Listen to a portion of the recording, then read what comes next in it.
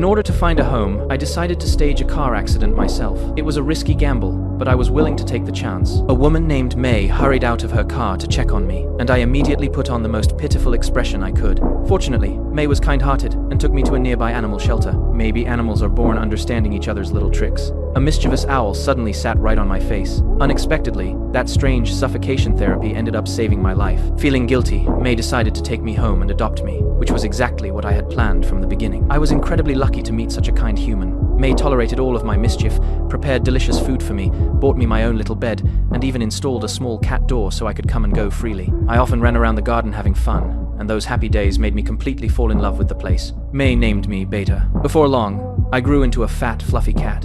Just when I thought this happy life would last forever, May got a boyfriend. I immediately became jealous and felt like someone had stolen her love from me. I waited for the perfect opportunity to get revenge. After learning that the man was allergic to cat hair, I deliberately shed fur everywhere. I proudly shook fur onto his green pizza and even jumped on top of it, trampling it until it became a cat foot flavored pizza. Sure enough, before long, his face swelled up like a baboon's backside.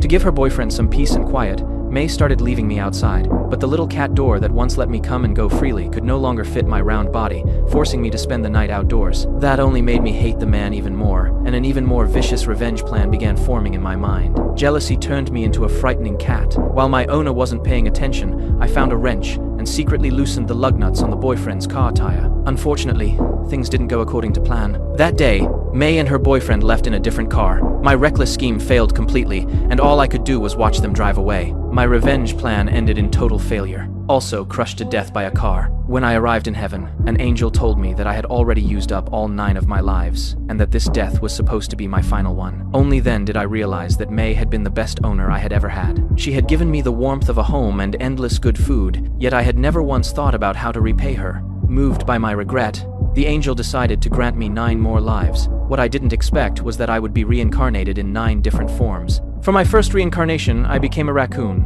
One night, May couldn't see clearly and mistook me for her missing cat. She picked me up and lovingly held and petted me. But the next morning, after seeing what I really looked like, she was terrified and immediately chased me away with a broom. I ran in panic and slammed into a wire fence in the garden, where I was electrocuted to death. For my second reincarnation, I became a rat. Looking at my disproportionate body, long tail, and strange-smelling oversized ears, I had never hated myself more. After struggling to climb onto the windowsill, I saw May still grieving over my disappearance. She was holding missing cat flyers and had never stopped searching for me. Remembering the little door she had made for me, I tried to squeeze through it, but after being reborn, I seemed to have lost quite a bit of intelligence, and the flap smacked me away. Then I tried climbing up a drain pipe toward the chimney. Just as I was feeling proud of my success, a bird swooped down, grabbed me, and ate me. For my third reincarnation, I became a cockroach. I ran all over the house. Then the phone rang. Thinking someone had found a clue about Beta, May excitedly rushed to answer it and stepped on me. Fortunately, cockroaches are incredibly tough, and I somehow survived. Soon after, I noticed May's boyfriend sitting on the bed that used to belong to me. My prejudice made me dislike him even more, so I boldly launched an attack. Before long, we were locked in an intense battle. The man took off his shirt, ready for a showdown, but I made him miserable. I even crawled near his mouth and scratched at him until he was completely uncomfortable. A grown man was being driven in circles by a tiny cockroach. The friend on the phone told May that if Beta could have come back, he would have returned by now. If there was still no sign of him, the chances were probably not good. But life had to go on. After hearing those words, May decided to put away Beta's belongings and try to move forward with her life. At that moment, her boyfriend fed a poster with my picture on it into a paper shredder. What neither of them knew was that I was hiding inside the poster at the time. I was shredded along with it. To make matters worse, the boyfriend even said, "It actually smells pretty good." Even the angel was speechless after hearing how I died. For my fourth reincarnation, the angel turned me into a cute parrot and sent me back to the animal shelter. There, I met that mischievous owl once again. As if it were fate, May came to the shelter not long afterward to donate the things I had used when I was alive. The shelter worker told her, "The kitten you adopted had heterochromia, and this parrot also has heterochromia. Have you thought about adopting it?" May's answer was deeply touching. She said she still hadn't truly accepted the fact that Beta was gone and wasn't ready to welcome a new pet into her life. Any animal would be lucky to have an owner like her.